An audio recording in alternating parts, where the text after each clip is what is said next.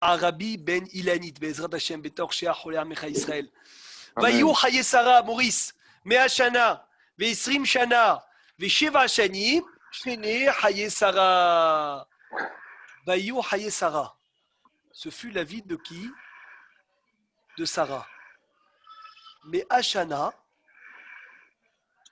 Ve'isrim Shana, Ve'sheva Shanim. Voici la vie de Sarah, 100 ans, 20 ans et 7 ans. Voici la vie de qui? De Sarah. Alors, combien de temps elle a vécu, Sarah? Tout le monde le sait. Elle a vécu 127 ans. On est d'accord. Combien de temps il a vécu Abraham Avinu, Maurice? 170, non? 175. 175. Magnifique. À quel âge Abraham Avinu s'est converti? Oh. Écoute, lorsqu'il a fait la quel Brit âge il a- Mila, il avait 100 ans lorsqu'il a fait la Brit Mila, je crois, de Ishmaël, je crois. Mais il s'est converti avant. Bravo. À quel âge il a connu son créateur? Bravo, il demande de fermer les micros, s'il vous plaît. Non, pas 90 ans. 3 ans, non? Non, 48 ans. 48 ans. Donc à 48 ans, Abraham Avinu s'est converti. À bataille de 48 à 175, combien il y a de temps? De 48 ans à 175 ans, qui est fort en mathématiques, Fred? 127. 127. Oh, et un converti qui se convertit, c'est comme un enfant qui naît. Donc Abraham et Sarah, ils ont vécu la même chose. Abraham et Sarah, hayu oto davar. Abraham Avinu, il a vécu 175 ans. Mais depuis le moment où il s'est converti, il a vécu combien? Il a vécu exactement 127 ans. Maintenant, on va lire le pasouk Be'ezrat Hashem Yitbarach. Ouvrez tous les chumash. Celui qui peut ouvrir son chumash, il va suivre ce verset. Combien il y a de choses. Ramouche, j'espère que tu as le pasouk ou le chumash ouvert. Vayu Haye Sarah. Ce fut la vie de Sarah. Mais Ashana, 100 ans. Ve'esrim Shana et 20 ans. Ve'sheva Shanim et 7 ans. Shene Haye Sarah. C'est ça la vraie vie de qui? De Sarah. Vatamot Sarah. Eleniftera Sarah, Bekiriat Arba, à Kiriat Arba, Yi Hebron, c'est la ville de Hebron, Be'eretz Kenan, Vayavo, il est venu Abraham, Ispod les Sarah, lui faire les oraisons funèbres à Sarah, Velivkota, il a pleuré. C'est incroyable. La paracha, on l'appelle Haye Sarah, la vie de Sarah, alors que dans cette paracha-là, Qu'est-ce qui se passe? il n'y a que le premier passouk qu'elle est vivante. Il n'y a que Philippe, le premier passouk où elle est vivante. Deuxième passouk où Atamot Sarah, elle est Niftera Sarah. Et même le premier passouk, on annonce déjà sa vie qu'elle s'est terminée à 127 ans. Alors appelle cette paracha Mitat Sarah. Appelle cette paracha la mort de Sarah. Quelle vie de Sarah? C'est étonnant. On demande Stéphane, c'est quoi Vayu Haye Sarah? On est en train de dire ce fut la vie de Sarah. On appelle cette paracha la vie de Sarah, alors que Dafka, dans cette paracha, premier verset, elle est partie de ce monde. Mais Oui, on Jérémy. raconte bien la vie de Sarah puisqu'on raconte la vie de Yitzhak après. Et donc, c'est la descendance. Alors, ne me dis pas Haye Sarah, dis Haye Yitzhak. Ok. Eh oui, c'est une bonne couchia. Ben non, Mais oui. Slicha Rav, il y a un problème, c'est le premier verset, le premier passouk, il devrait être en deuxième, et le deuxième, il devrait être en premier. Oh là là, magnifique, magnifique. Autre couchia extraordinaire, on va rester je ne sais pas combien de temps. Vous avez le temps jusqu'à l'allumage des bougies. Philippe, tu as le temps pour répondre à toutes les questions? Juste me doucher un peu. Chazak, kol hakavod. Alors regardez bien. Déjà, on sait tous que qu'est-ce qui s'est passé? Écoutez bien le Midrash. Le Midrash, il dit, lorsque Abraham Avinu, il est parti faire la Hakeda Yitzhak. Il est parti faire la Hakeda, c'était la semaine dernière, à la 7e montée, le moment de la Hakeda. À la Hakeda, il est venu le Satan, il est parti chez Sarah, tout le monde connaît, il a dit à Sarah, il a dit Sarah, aimez-nous. Il y a un vieux qui est en train de quoi? D'égorger ton fils. Dès que Sarah, elle a écouté ça, Parha Nishmata, sa Neshama, c'est Parha. Comment tu dis Parha, Maurice? Elle s'est échappée. Volatilisé. Volatilisé, Hazak. Très bien. Quel âge il avait Maurice Yitzhak dans la Hakeda? 13, 30, non? non, Non, non, 37 ans, non, 37, 37. Zach. Ouais. Et Sarah Ibenou, combien de temps elle a passé avec son fils Yitzhak, son fils unique? 37 ans. Donc quand elle est Niftera, Sarah, elle avait 127, Yitzhak, il avait 37. Elle a passé de sa vie avec son fils combien? Elle a passé 37 ans. Maintenant, regardez le tzaddik qui a posé cette question de Haïli. Regardez le passage. Vaïou haye Sarah. Vaïou, je prends la valeur numérique Ramouche. Vav, 6. 37. Yud, 10. Et 37. 5. Yud, 10. Vav, 6. Combien ça fait en tous? Hazak, tu nous as dit 37. 37. Vaïou, 37 ans. C'est ça, Philippe, Haye Sarah, c'est ça la vraie vie de Sarah. Ça veut dire quoi ça? Vaïou, c'est ça la vraie vie de Sarah. Parce que la Gemara, elle nous enseigne la vie que tu passes sans les enfants, c'est pas une vie. Une personne qui n'a pas d'enfant, sa vie n'est pas une vie. Donc la Torah, elle te dit, c'est vrai que Sarah, elle a vécu 127 ans. Mais tu sais, c'est quoi sa vraie vie à Sarah Imenou? C'est 37 ans. Vaïou, valeur numérique 37 ans. Point. Haye Sarah. C'est ça la vie de Sarah. Là-bas. Mais tous les autres années qu'elle a vécu, quoi? C'est pas sa vie? Non, c'est sans les enfants. Sans les enfants, c'est pas une vie. Maintenant, je vais vous demander une question, c'est bizarre, parce que celui qui n'est pas marié, aussi on l'appelle qu'il n'est pas vivant.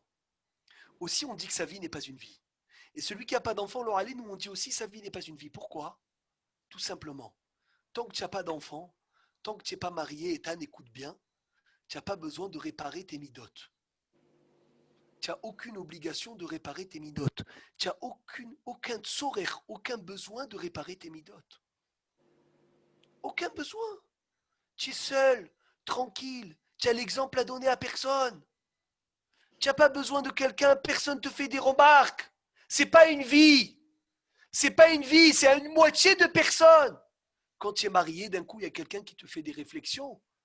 Il y a tes enfants, ils te ressemblent et tu n'es pas des fois le bon exemple. Comme il y a quelqu'un, je ne vais pas dire c'est qui, il m'a dit cette semaine, Philippe, il ment à ses enfants, il leur dit que c'est un médecin. Il lui dit à ses enfants, je suis médecin, alors qu'il n'est pas médecin. La Gemara, elle dit, Hasve Shalom, tu dis à tes enfants, tu leur dis des mensonges, du sheker, tu leur apprends à mentir. Tu n'es pas une dougouma, tu n'es pas un exemple. Alors automatiquement, tu n'es pas un exemple, ce n'est pas une vie. Tant que tu n'as pas d'enfant, tu n'as pas l'exemple à donner. Une vie sans avoir le besoin de donner l'exemple n'est pas une vie. La vie d'un homme, c'est quand? C'est quand on lui fait des réflexions. Et pourquoi tu as fait ci? Et pourquoi tu as fait ça? Et il se répare. Et il se répare. Il doit travailler sa gava. Il doit travailler ses midotes. Vaïou, les 37 ans où Sarah Ibedou, elle a montré tout son exemple à Yitzhak. Point. C'est ça la vraie vie de Sarah. Parce que même si c'était la plus grande sadéquette du monde, tant qu'elle n'avait pas quelqu'un à qui donner l'exemple, tant qu'elle n'avait pas quelqu'un à qui montrer le chemin, c'est pas une vie. C'est pour cela, Rabotaï, qu'il y en a qui disent, Philippe, que Piria Verivia, la mitzvah de procréer, tu l'accomplis une fois que tu as un garçon, une fille, ça tout le monde le sait. Il y en a qui disent non, c'est une fois que ton garçon et ta fille ont eu, eux, des enfants et ont réussi à retransmettre, Hamouche, toute ton éducation à leurs enfants. Oh là là là là là là là là là là là là là là là là là. Incroyable, je ne sais pas si vous comprenez ça. Ça veut dire si, Has Veshalom, mes enfants ne me suivent pas, eh ben c'est pas un exemple. Alors vous allez me dire, Has Veshalom, c'est vrai. Des fois, quelqu'un, il n'a pas mérité d'avoir des enfants, mais il y a des Gdolim qui n'ont pas eu d'enfants. Le Hazonish n'avait pas d'enfants. Le Rabbi de Lubavitch n'avait pas d'enfants. Ça ne veut pas dire qu'ils n'étaient pas grands. Ils ont tout fait pour en avoir, ils ont essayé. Mais ils ont donné l'exemple à leurs élèves. Ils ont donné l'exemple à leurs élèves. Hazonish, il s'occupait de ses élèves comme ses enfants. Il y en a qui vont s'occuper de leur gendre, de leur neveu, de leur nièce. Ils vont venir, ils vont s'occuper comme leurs enfants. Et la Gemara dit, ça va leur considérer comme si qu'ils avaient des enfants. Mais la vraie vie d'un homme, c'est quand il doit montrer l'exemple. C'est quand il doit venir montrer l'exemple à quelqu'un. La Gemara, elle dit Tosfot, il dit dans Masechet Brachot d'Avhe Amoudbet, il dit il y a des tzadikim, des géants qui n'ont pas eu d'enfants. Même des géants qui n'ont pas eu d'enfants, mais ils ont eu Baruch Hashem des élèves. Ils ont donné ce qu'ils avaient, ils l'ont retransmis. Donc on apprend de là, Vaïou Haye Sarah, c'est quoi la vraie vie de Sarah? C'est la vie avec son fils Yitzhak. En fait, elle a vécu 127 ans, mais la vie qu'elle a eue, la plus concentrée, la meilleure vie, la vraie vie, c'est quoi? C'est Vaïou, c'est les 37 ans qu'elle a passé avec qui? Avec Yitzhak. Rabota, il faut se soucier de nos enfants. Il faut se soucier de nos enfants, pas qu'ils soient bien éduqués, pas que ça. Que leur l'éducation, ils soient assez forts pour que Ishtabar chez Molahad, ils puissent retransmettre ce que nous on leur a donné, ça puisse être retransmis à leurs enfants. Des fois, ce que je te donne, ça te suffit pour toi, Philippe. Mais ça ne suffit pas pour quelqu'un d'autre. Tu me dis, ah, regarde la somme que tu m'as donnée. Ça me suffit pour vivre moi. Mais pas pour que. Des fois, je te donne un paquet tellement gros, tu dis, ah, ça, je peux nourrir moi, ma famille, mes enfants. Dis, c'est ça. Dans le Chinour, tu dois donner un paquet fort à tes enfants. À Adkedekar qui suffit pour eux-mêmes, ils éduquent leurs enfants avec ça. Maintenant, on n'a pas répondu toujours à la question pourquoi on appelle Maurice cette paracha Haye Sarah, la vie de Sarah, et pas Mitat Sarah et pas la mort de Sarah. Pourquoi pas la mort de Sarah? Puisque finalement, on parle pas du tout de sa vie. Réponse, les tzadikim, dans leur mort, ils sont appelés comment? Vivants. Tzadikim bemitatam. Les tzadikim, dans leur mort, nikraïm, haïm, ils sont appelés des gens vivants. D'où on l'apprend ça? Qui peut me dire d'où on l'apprend? Vaïchi Yaakov. Non, Yaakov, Yaakov Lumet. Oh, mais c'est pas Vaïchi Yaakov. Alors, pardon, je me suis mal exprimé, c'est dans le Masechet Ta'anit. Il y a écrit que Yaakov, il n'est pas mort. Je crois que c'est 4 ou 5, je ne sais plus. Au début. Chazak, c'est 5a, mais c'est pas ça la source. La Gemara dans Masechet Brachot, page 18. Serge, Tzemach. Non, Eric, il est où Eric? Ouais. Il y a écrit Masechet Brachot, Dafiutret Je suis là, Amoudalef. Rabbi Meir. Chazak, Tzadikim, Bemitatam, Nikreim, Haïm. D'où on l'apprend? De Benayahu Ben Yehoyada. Benayahu Ben Yehoyada, qui était le Sanhédrin à l'époque de David, on l'appelait Ben Ishraï, le fils d'un homme vivant. Et la Gemara dit, ça veut dire quoi Ben Ishraï? Pas le Ben Ishraï de Bagdad.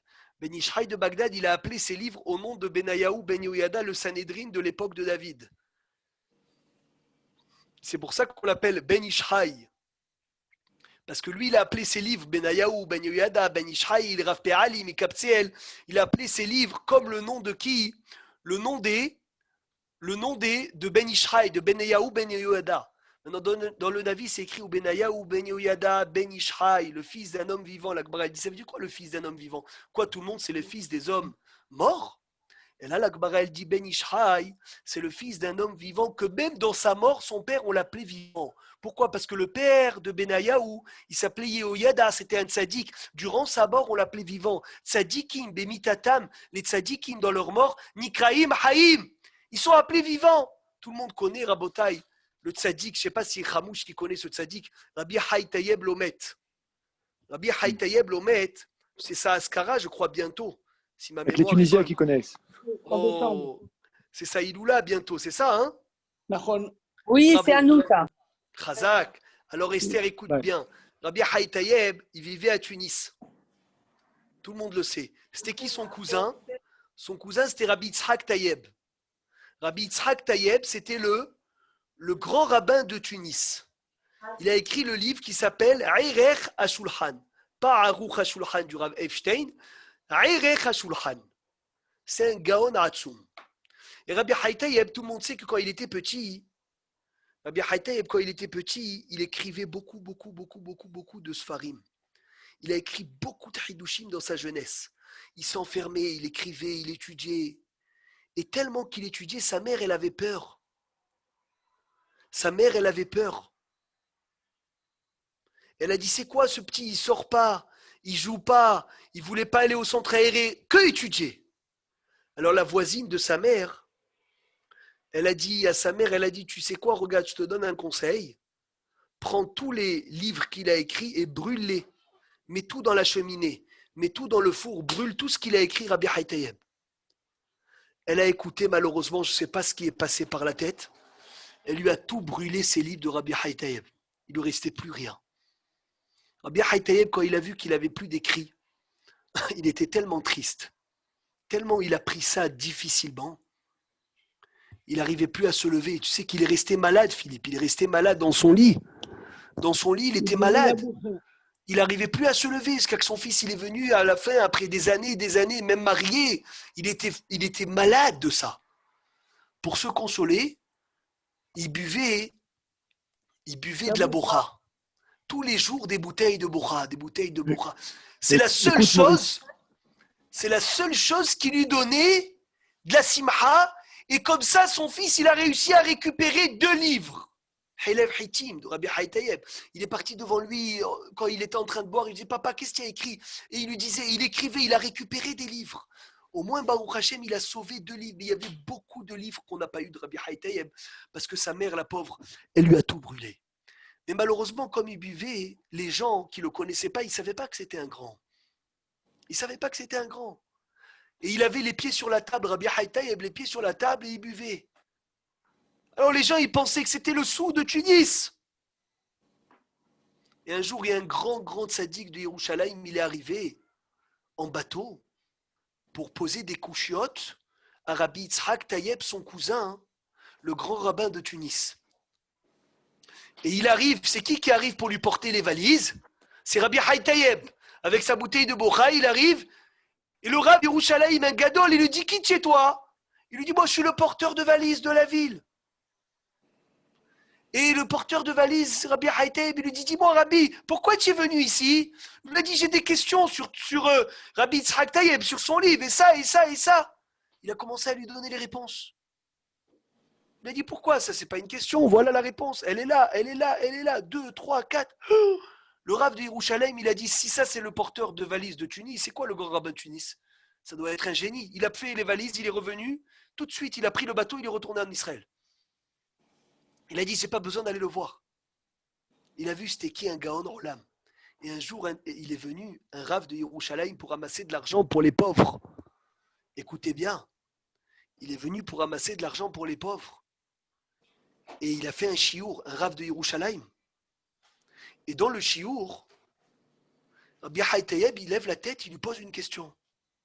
Il lui pose une kouchia, et le Rav, il n'a pas de réponse. Il n'a pas de réponse, il a honte. Il dit, Mehila, j'ai besoin d'aller aux toilettes. Il sort dehors de la synagogue à Tunis, et il prie Hachem, il dit, Hachem, je t'en supplie, donne-moi la réponse. Qu'est-ce qu'ils vont dire de moi? Ils ne vont pas me donner de l'argent pour les pauvres. Assez les Mahanani, Yerushalayim, fait pour les pauvres de Jérusalem. Eliyahu Navi, il est venu, il lui a donné la réponse. Oh, il est rentré, il a continué son chiour. Rabbi Haïtaïb, il était avec les bras, les pieds sur la table et il buvait. Il a dit, c'est pas possible qu'il me pose des couchiottes comme ça, celui-là. Il continue le chiour, 2e couché à Hatsuma, une bombe atomique. Il n'a pas de réponse, il dit, mais là, j'ai besoin de sortir. Il va dehors, il pleure, il dit, Akadosh Baruch Hu, envoie-moi la réponse. J'ai pas de réponse. Il a un dévoilement du ciel, paf, il a la réponse, il rentre. Il est content. Il continue son chiour. Rabbi Haïtaïeb, il se lève, il lui pose une couchia, mais là, une bombe. Et là, le Rav, il n'a plus rien à dire. Il dit, mais là, je dois sortir. Il lui a dit, ça ne sert à rien. Même Eliyahu Navi ne connaît pas la réponse. Tu peux rester ici. Il a dit, quoi? Tu sais ce que je suis parti faire dehors? Il a dit, bien sûr, je sais. Rabbi Haïtaïeb, l'Omet, on verra pourquoi on raconte ces histoires. Son cousin, il avait de la peine de le voir comme ça, que les gens, ils ne savaient pas c'était qui. Un matin, il s'est levé, il a dit, c'est fini. Il a dit au vendeur de bocha, si tu lui vends une bouteille de bocha maintenant, je t'excommunie de la communauté, tu comptes plus dans le minyan. Personne n'a le droit de vendre la bocha à Rabbi Haïtaïeb. C'est fini. Personne n'a le droit de vendre la bocha à Rabbi Haïtaïeb. Il n'y a plus de bocha. C'est fini, c'est haval. Que les gens, ils vont le négliger, ils vont le mépriser, ils ne vont pas savoir c'est qui. Alors, il a dit, Rabbi Haïtaïeb, il va chez le vendeur le matin. Moshe Shemla, j'espère que tu écoutes, pour acheter sa bouteille. Le vendeur, il lui dit, évidemment, je peux plus te vendre. Ça y est, je peux plus te vendre. Il a dit, qu'est-ce qu'il y a? Il a dit, ton cousin, le rave de la ville, nous a interdit de vendre. Tov, il a dit d'accord. Il attend, c'est le Shabbat qui est arrivé, c'était le Shabbat à Gadol, le Shabbat d'avant Pessah, il y avait la dracha, le grand rabbin de la ville, il fait une grande cour pour toute la ville. Il arrive Shabbat à Gadol, Philippe, Rabbi Yitzhak Tayeb, le grand rabbin de la ville, il se met devant, il monte à la Teva pour faire la dracha, tout le monde l'attend. D'un coup, il n'y a rien qui sort. Il n'arrive pas à parler. Il n'arrive pas à parler. Il essaye de dire une phrase, deux phrases. Les Hidushim, ils ne sortent pas. Il regarde Rabbi Haytayeb, il lui dit, qu'est-ce que tu m'as fait? Dis-moi ce que tu m'as fait. Rabbi Haytayeb, il a regardé, il lui a dit, toi, tu m'as fermé les tuyaux de Bocha. Moi, je te ferme les tuyaux de Hidushim de Torah. Tant que tu ne leur permets pas de me vendre la Bocha, je ne leur permets pas aux anges de te descendre ce que tu dois dire au Shiloh. Et là, Rabbi Yitzhak Tayeb, son cousin, il a enlevé l'interdiction de vendre la Bocha. Et tout de suite, ça lui est revenu les Hidushim de Torah. Pourquoi je vous raconte tout ça, Rabotai, quand celui qui l'a enterré, Rabbi Haytayeb, il a écrit sur la tombe, il a gravé sur la tombe Met. Il est mort, telle date. Il est venu le soir même dans son rêve. Il a étranglé. Il lui a dit, mais tu es fou d'écrire Met. Les tzadikim, dans leur mort, ils sont appelés vivants. Ça n'existe pas le mot Met. Il n'y a pas le mot mort. En mita, il n'y a pas la mort. Il s'est levé en parade à 3 heures du matin. Il est parti, il a gravé au milieu l'Omet. C'est pour ça qu'on l'appelle Rabbi Haytayeb l'Omet. Rabbi Haytayeb qui n'est pas mort. Parce qu'on a fait l'erreur d'écrire Met sur sa tombe. Et il est venu lui-même le dire. Alors on a écrit Rabbi Haytayeb l'Omet. Pour vous dire, Rabotai, pourquoi on appelle cette paracha, Jean-Marc, j'espère que tu as étudié. Rabbi, tu as suivi. Il y a une 19 qui se lève. Oh là là, magnifique, bientôt. Pourquoi on appelle cette paracha Haye Sarah? Haye Sarah. Mais ce n'est pas la mort de Sarah, c'est la vie de Sarah. Parce que Sarah, Imenu, c'est une sadéquette. Et durant sa mort, elle est appelée comment? Elle est appelée vivante. Elle est appelée vivante. Tzadikim, bimitatam, nikraim, haïm. Les tzadikim, dans leur mort, ils sont appelés vivants. C'est une erreur. Et encore plus, Rabotai, Gdolim, tzadikim, bemitatam, yoter, bibehayem.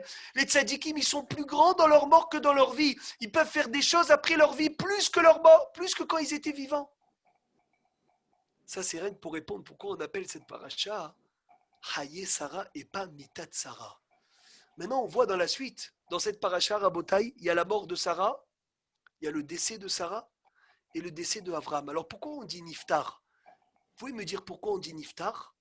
On écrit sur la tombe Niftar. Pourquoi on écrit Niftar? Patour des mitzvot. Oh, magnifique Stéphane, parce que quand quelqu'un il décède, il devient patour des mitzvot, c'est tout. Mais c'est quoi Niftar? Il change de pièce. Avant, il vivait en bas, maintenant, il vit en haut, c'est tout. C'est ça la différence. Et les tzadikim, ils ont une présence de vie plus grande dans leur décès que dans leur vivant. Maintenant, on va voir le décès de deux, de Abraham et de Sarah.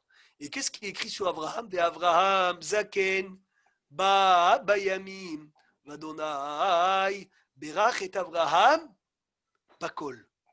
Abraham était vieux. Ba, Bayamim, il venait dans les jours. Et Hachem lui a fait une bracha dans tout.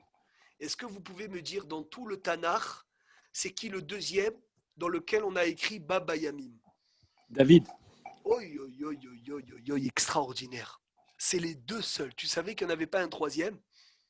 Non. Je l'ai appris il y a 1 heure. Ah. C'est les seuls Rabotai où c'est écrit Ba Bayamim. Regardez, il y a chez nous Avraham Zaken Ba Bayamim. Avraham était âgé, il venait avec les jours. Quel verset c'est ça, Maurice? Quel verset Avraham Zaken Ba Bayamim? V'Hashem berach et Avraham bakol. C'est dans le Chéni. Oh là là, Hamouche, d'où tu connais tout ça? Parce Magnifique. Perek Ravdalek. Pasuk Ale ve'Avraham zaken ba bayamim v'Hashem berach et Avraham bakol. Prenez la haftara de Chaye Sarah. Regardez ce qui est écrit. Ishmael, il dit il faut le dire après le Hallel 3 fois. Chazak, bravo. Ve'ameler, prends la haftara Binyamin Tzadik. Ve'ameler David Zaken, Babayamim. Le roi David était vieux, il venait dans les jours. Alors maintenant, je vais vous dire un hidouche Hatsoum. Yoran Trigano, j'espère que tu es là. J'ai écouté ça du Rav Israël Meir Lao, le grand rabbin de Tel Aviv aujourd'hui, ancien grand rabbin d'Israël. Yoran, il a eu le sroud d'aller chez lui il y a 2 mois de cela. Mais Avraham Zaken. Et Avraham était vieux, Baba Yamim, il venait avec les jours. Ça veut dire quoi Zaken Baba Yamim, il vient dans les jours. Il y en a qui disent que Baba Yamim, ça veut dire très très vieux. Il était très vieux. Mais Zaken, c'est déjà vieux. Ça veut dire quoi Baba Yamim? Tu vas me dire, il a une vieillesse, il est très âgé. Je veux bien pour Avraham Avinu, 175 ans, d'accord. Mais David Amelech, il a vécu combien de temps? 70. Alors tu dis, Amelech David Zaken Baba Yamim. Quel Zaken? Quel Baba Yamim? Il est niftar à 70 ans, David Amelech. Quel âge il avait dans ce verset? Je ne sais pas. Cinquantaine, soixantaine. Et Zaken, où elle est vieux? Arrête, c'est écrit Yemeshenotenu Bahem. Shivaim Shana. Veim Bigvorot Shemonim Shana. Notre vie que Hachem il nous a donné, c'est 70 ans. Après 70 ans, c'est du cadeau. Mais à partir de 80 ans, c'est Bigvorot. À 83, on refait la bar mitzvah. C'est du plus. Mais pourquoi tu appelles ça Zaken Baba Yamim? Eze Baba Yamim. Alors il dit le Midrash, une chose d'extraordinaire. Une chose d'extraordinaire. Baba Yamim, il dit le Midrash, ça ne dépend pas de combien de temps tu vis. Ça dépend de comment est-ce que tu remplis la vie qu'Hachem il te donne. Et il a dit le Rav une chose de magnifique. Il y a des gens, ils ont 100 ans, 90, 95, 102, 103. Tu leur dis, qu'est-ce que tu as fait à l'âge de 50 ans? Tu peux me raconter de 50 à 51, qu'est-ce que tu as fait? Je ne sais pas ce que j'ai fait. De 40 à 42, tu as fait quoi? De 30 à 35, je ne sais pas. Ils n'arrivent pas à se rappeler de quoi? De leur jour et chaque jour d'une action. Ve'avraham zaken rabotai. Baba Yamim, quand Avraham Avinu était âgé, il est venu avec tous ses jours. Il n'y a pas un jour de la vie de Avraham Avinu où il a perdu. Il n'y a pas un jour de la vie de Avraham Avinu où c'était les Vatala. David Amelech, Rabotai, David Amelech, c'est la même chose. C'est vrai qu'il n'était pas vieux. C'est vrai qu'il a vécu que 70 ans. Aval Amelech, David Zaken, Baba Yamim, en 70 ans, qu'est-ce qu'il a fait, David Amelech? Combien de guerres il a fait pour le Ham Israël? Combien d'histoires? Combien de Tehilim? Le Sadé qu'il a acheté du Beth Amikdash? Tout ce qu'il a fait, David Amelech, Shivaim Shana. David Amelech, à la fin de sa vie, il peut te dire, voilà, telle année j'ai fait ça, telle année j'ai fait ça, tel mois j'ai fait ça, tel jour j'ai fait ça, telle heure j'ai fait ça. Tout est clair, tout est net, il n'y a pas de safek. C'est ça, Rabotai Baba Yamim. Il dit le Shla Kadosh. Il dit le Shla Kadosh. Écoutez bien ce qu'il dit le Shla Kadosh. Etan, écoute ces hidushim extraordinaires, ça vaut des milliards, Béhémet. Ça ne dépend pas combien de temps Hachem il te donne pour vivre. Mais ça dépend qu'est-ce que tu fais des années qu'Hachem il te donne. Et Rav Obadia, il dit la plus grande perte qu'un homme ou une femme ils peuvent avoir, c'est la perte du temps. C'est dormir le soir et dire j'ai rien fait de la journée, je ne sais pas ce que j'ai fait. Et ça, c'est ce que ça nous a prouvé Avraham Zaken Baba Yamim. Avraham, il était âgé, il est venu avec tous ses jours. C'est quoi tous ces jours? Il n'y avait pas un jour les Vatala. Un jour, ils ont dit à Rav Obadia Yosef, écoutez bien cette histoire. Ils ont dit à Rav Obadia Minha. Il est en train d'étudier et d'écrire. Ils lui ont dit, Rabbi, c'est Minha. Tov. Il dit Minha, il se lève. Il se lève pour faire Minha. Et le Shamash lui dit, non, mais Chila Rav, c'est à 16h, il est 15h59, une minute. Il regarde le Shamash, il le crie, il lui dit, quoi, tu m'as dit Minha, il y a une minute encore de temps? Pourquoi tu m'as volé une minute? Il s'est réassis. 45 secondes, il s'est mis à étudier. Il s'est levé, après 45 secondes, il a fait Minha. C'est ça, Avraham Zaken, Baba Yamim. Il est venu avec les jours, ça veut dire quoi? Il est venu avec les jours. Ça veut dire que tous ses jours étaient pleins. Toutes ses heures étaient pleines. Napoléon, Rabotai, Rav Obadia, il rappelait Napoléon Bonaparte. Il dormait peu. Vous savez pourquoi il dormait peu? Parce qu'il disait, quand je dors, je ne suis pas roi, je ne suis pas Napoléon, je suis un homme qui dort. Il a dit, si lui, il disait ça pour la guerre, qu'est-ce que nous, on doit dire pour le service de Dieu? Combien de moussard on apprend de la Batala de ne pas perdre son temps?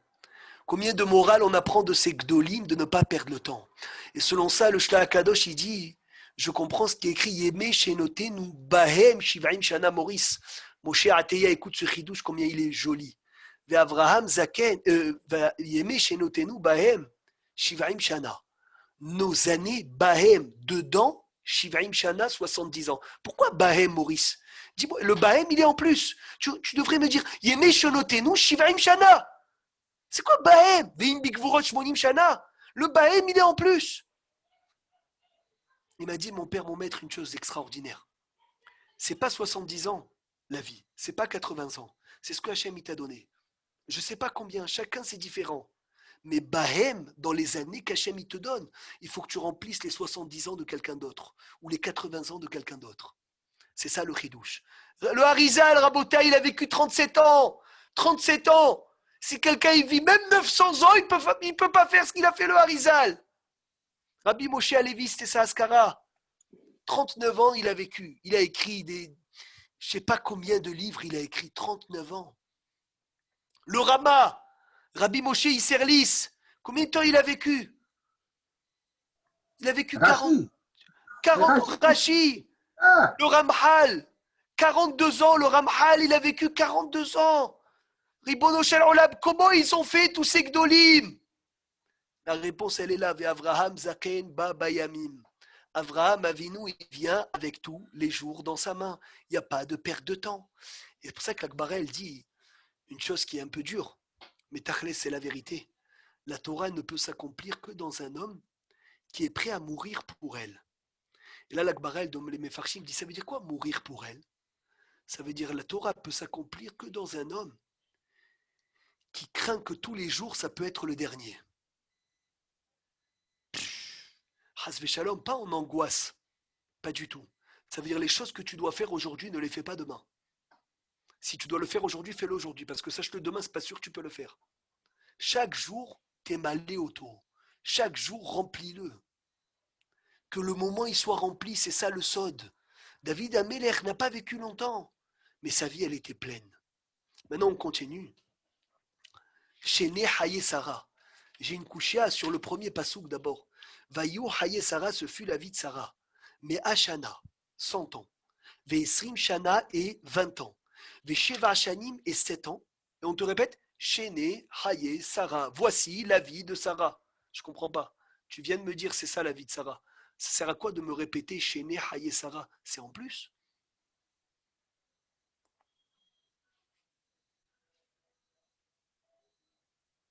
Dans aucune personne dans la Torah, Rabotai, pour ça que je m'attarde sur ça, parce que dans aucune personne dans la Torah, Stéphane, on te répète Chéné Haye Intel. Jamais. Peut-être qu'elle avait deux vies. Oh, c'est qui a dit ça? Eliaou. Eliaou. Oui, Ça veut dire quoi Élie. deux vies? Peut-être une vie qu'elle a faite ici et une vie qu'elle va prolonger. Mais ça, tout le monde a ces deux vies. On lui a rajouté une Neshama a changé. Et alors? C'est comme Yitzhak. Quand il est remonté, c'était une autre personne quand il est remonté. Alors, dis-moi dans Yitzhak aussi, chez Nehaye Yitzhak, mais c'est pas écrit dans Yitzhak. Peut-être c'est la seule, c'est arrivé 3 fois, parce qu'on lui a parlé de ses 3 âges. Beaucoup, on a dit ça aussi. Dans Abraham. Quoi, Philippe? Elle vous a enfanté. Par rapport à sa grossesse. Et alors, Léa ou Rachel aussi. Mais après, elle a eu un enfant. Comme elle n'avait pas d'enfant, elle était considérée comme morte. Rachel aussi. Ah ouais. Bref. C'est Anne qui m'a dit. Pourquoi? Parce que c'est la seule qui n'a pas changé depuis qu'elle est née jusqu'à la fin de sa vie. Mais tu rigoles ou quoi? Il y en a une tonne qui n'ont pas changé. Ah, mais elle était sans faute, Sarah. Sa beauté. On parle que sa beauté n'a pas changé. Léa, ça c'est pourquoi il y a écrit Shana à chaque fois. Pas dans Kolos. Alors Shana, c'est bizarre. On dit voici la vie d'un tel. 100 ans, 20 ans, 7 ans, C'est les années d'un tel. Et combien de fois les années? Toutes ces années étaient remplies. Mais c'est quoi toutes ces années étaient remplies? Ça, c'est Baba Yamim de Abraham. C'est pas chez Nehaï et Sarah. Non, Baba Yamim, c'est pour un homme peut-être. Ora Haïm Akadosh, il dit une chose d'extraordinaire. Ouvrez grand vos oreilles, Rabotai. Ouvrez grand vos oreilles. Evelyne, j'espère que tu nous écoutes. Hein? Bezrat Hashem. Écoute bien. Il dit le Ora Haïm Akadosh, une chose d'extraordinaire. On connaît tous le Midrash, Stéphane, que quand Sarah Imenou, elle a appris la nouvelle de la Hakeda, elle a fait une crise cardiaque entre guillemets, sa Neshama, elle est partie. Donc il a dit, le Ora Haïm, moi je vois cette histoire, je te dis la vérité, moi le premier, je disais sans la Hakeda Titzrak, Sarah Imenou, elle aurait encore, peut-être elle aurait atteint les 175 d'Abraham. Pour ne pas qu'on fasse cette grosse bêtise, on te répète Chéné Haye Sarah. Ça, c'est la vraie vie qu'elle devait vivre. Dans tous les cas, Hachem, il lui a donné combien? 127. Si ce n'était pas la Hakeda, ça aurait été quelque chose d'autre. Parce que sans Chéné Haye Sarah, on serait induit en erreur. Eliaou, regarde comme c'est beau cette réponse. On aurait dit quoi? Ah, c'est la Hakeda qui l'a tué. Sans la Hakeda, elle aurait eu encore des années. Pas du tout, arrête ces bêtises. C'est pas la Hakeda, c'est parce que Hachem, il lui a décrété 127 ans. Combien de fois, nous, rien à voir avec ça, mais pour nos petites bêtises, on prend une route, tu prends un PV, tu dis, ah, et ta femme, elle te dit, Philippe, dommage, je t'ai dit de prendre l'autre route, tu n'aurais pas pris le PV. Tu lui dis, jamais de la vie, tu n'as rien compris. Si je devais recevoir le PV, même, dans tous les cas, je l'aurais reçu, le PV. Même sans prendre la voiture, je peux le recevoir, le PV. Véchi Hachem, c'est un problème pour lui de me mettre un PV. Ça ne veut rien dire, c'est des détails, c'est des ch'touillottes.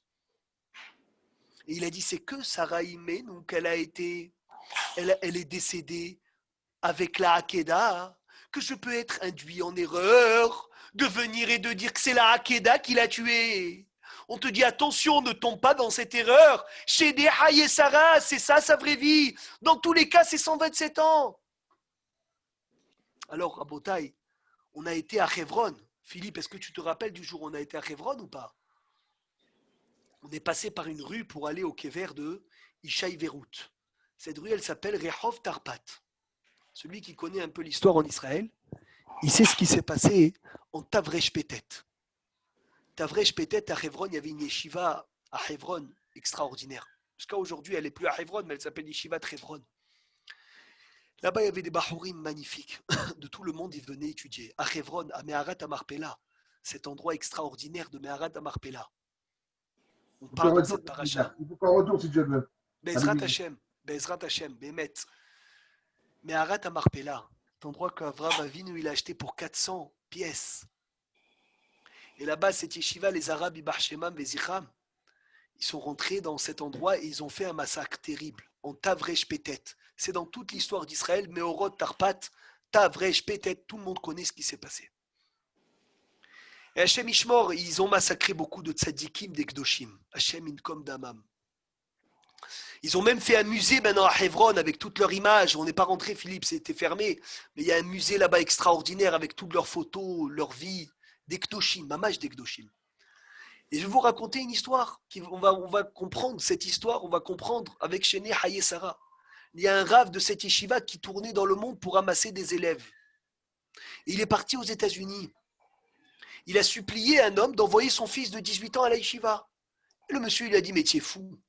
Il est aux États-Unis, il est chez moi, à New York, dans ma maison, avec tout ce qu'il faut. Qu'est-ce que je vais l'envoyer à Hebron? Hebron, c'est dangereux. Les territoires, mais je ne suis pas fou. Il a tellement insisté, le Rav, et la Torah, et la Torah, et la Torah, que le père, il a envoyé son fils de 18 ans. C'était l'année Tavresh Petet. Hachem Ishmor, ce jeune Américain, il est parti dans cet attentat. Depuis ce jour-là, le Rav qui a insisté pour qu'il vienne, il avait envie de mourir. Il n'arrivait plus à tenir, il n'arrivait plus à sortir de chez lui. Il a dit, wow, beau ce que j'ai fait. J'ai insisté pour qu'il vienne. Je lui ai dit, la Torah, il doit vouloir me tuer. Quelque temps après, je vous fais l'histoire court. Ce Rav, il sort. Il rencontre cet Américain. Et il se regarde. Et là, le Rav, il n'arrive plus à parler. L'Américain, il lui dit, pourquoi tu m'évites depuis les attentats de Tavrech Petet, de la Yeshiva? Le Rav, il lui dit, mais tu rigoles. Il lui a dit, je ne sais plus quoi dire, je ne sors plus de chez moi. Je suis Betsahar Gadol. À cause de moi, ton fils, il est parti. L'Américain, il lui a dit, tu rigoles ce que tu dis? Il lui a dit quoi? Tu crois que mon fils, il est parti à 18 ans parce que tu l'as emmené à la Yeshiva Trevron? Il lui a dit, moi, je te cherchais pour te dire ça, mais pas que pour te dire ça, pour te remercier. Il lui a dit, me remercier? Il a dit, mon fils, 18 ans, c'est ce que Hachem il lui a donné. Dans tous les cas, ça devait être 18 ans.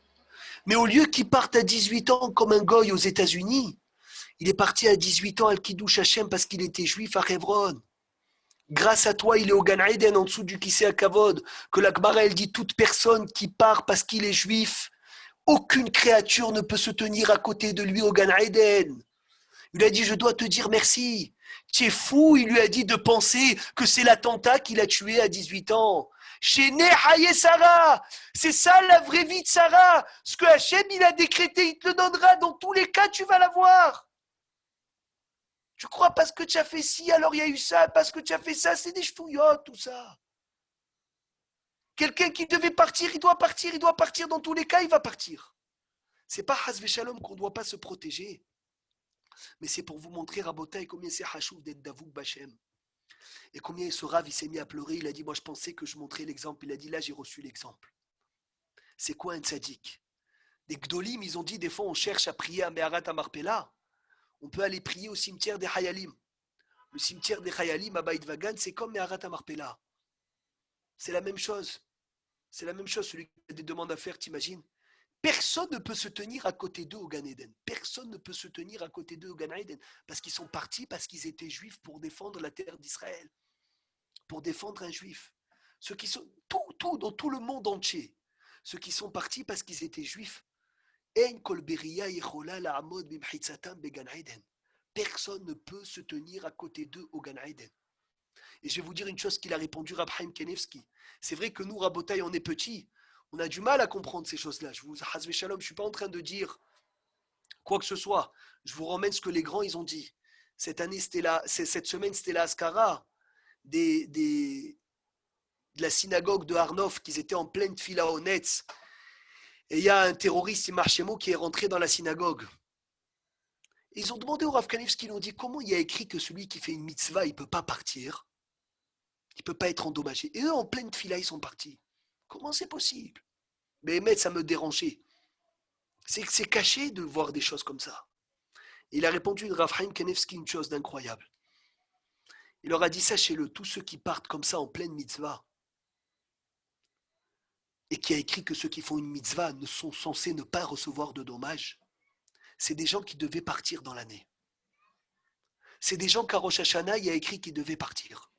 Mais ils ont eu tellement de mérite qu'au lieu de partir pas dans une mitzvah, Hachem il leur a donné le sroud de partir dans une mitzvah pour arriver sous le trône céleste. Donc ça ne s'appelle pas qu'ils ont été endommagés, ça s'appelle qu'ils ont été zorés de partir dans une mitzvah. Donc toi tu me demandes comment est-ce qu'ils sont partis dans une mitzvah? C'est ça leur sroud. Et c'est ce qu'il lui a dit ce monsieur des États-Unis. 18 ans, c'est 18 ans, c'est le cadeau qu'Hachem il lui a donné. C'est pas l'attentat, c'est pas ce qui a changé. C'est l'obchané. Si c'était pas ça, ça aurait été autre chose. Aval Zachitab que Bisroutra, tu l'as emmené en Eretz Israël. Il est niftar parce qu'il était juif, parce qu'il est venu en Eretz Israël à Hebron, à Meharat Amarpela. Dernière chose, Rabotai, avant de terminer. Maintenant, on comprend pourquoi c'est écrit chez Nehaye Sarah. Le Zohar, il dit, si les gens ils savaient c'était quoi le tombeau de Yaakov Avinu et Meharat Amarpela, ils se seraient mis à lécher la terre à 14 km du Kever. Comme ça, le Zohar, il dit. Ils se seraient mis à lécher la terre à 14 km du Kever. Je pensais à vous dire encore ce que la Gemara elle raconte sur Meharat Amarpela, comment ça se passe en dessous de Meharat Amarpela, Avraham, Yitzhak, Yaakov, qu'ils étudient ensemble, qui font Havruta tous les jours. Incroyable ce qui se passe en dessous de Meharat Amarpela, c'est la paracha. Hebron, c'est un chibour. Bezrat Hashem, Belineder, peut-être un autre jour, on aura le temps de l'étudier. Donc on a étudié aujourd'hui au Doul Hashem. Pourquoi en dessous? C'est en haut les non, ils sont en dessous. S'ils étaient en haut, on n'aurait même pas pu rentrer. Il y aurait eu tellement de Gdoucha qu'on serait parti. Et tu lui as dit déjà. Je lui ai dit, mais il faut lui Dis-toi, on lui a répéter. dit à Philippe. Ne réponds pas, Evelyne.